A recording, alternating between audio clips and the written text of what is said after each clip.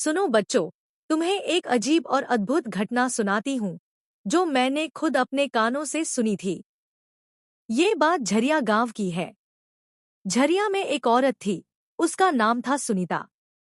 सुनीता का दिल बहुत दयालु था, लेकिन उसकी सास कमला बहुत कठोर स्वभाव की थी।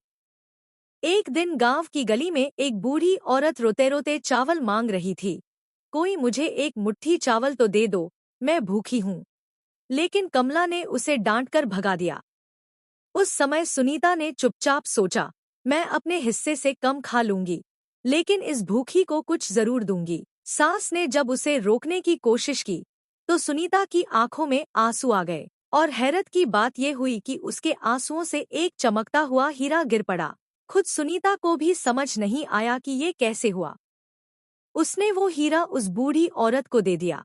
थोड़ी देर बाद वही बूढ़ी औरत खुशी खुशी बोली, बेटी, तेरा दिल बहुत बड़ा है। ऊपर वाले ने तेरे आंसुओं को हीरे में बदल दिया है। और वो चली गई।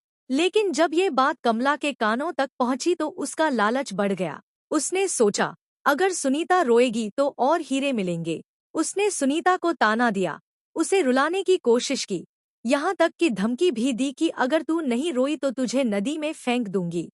बेचारी सुनीता डर के मारे रोने लगी और सचमुच उसके आंसुओं से फिर हीरे टपक पड़े। उसी पल कमला को समझ आ गया कि ये चमत्कार क्यों हो रहा है।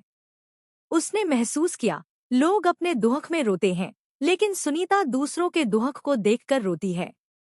यही वजह है कि उसके आंसू हीरे बन जाते हैं। उसने बहू से माफी मांगी और स्वीकार किया कि उसका दिल ही सबसे बड़ा खजाना है। तो बच्चों, यही कहानी है झरिया गांव की, जहां एक साधारण बहू ने अपनी करुणा से पूरे घर को बदल दिया। ये बात सुनकर मुझे आज भी लगता है कि सच्ची दया ही सबसे बड़ा धन है।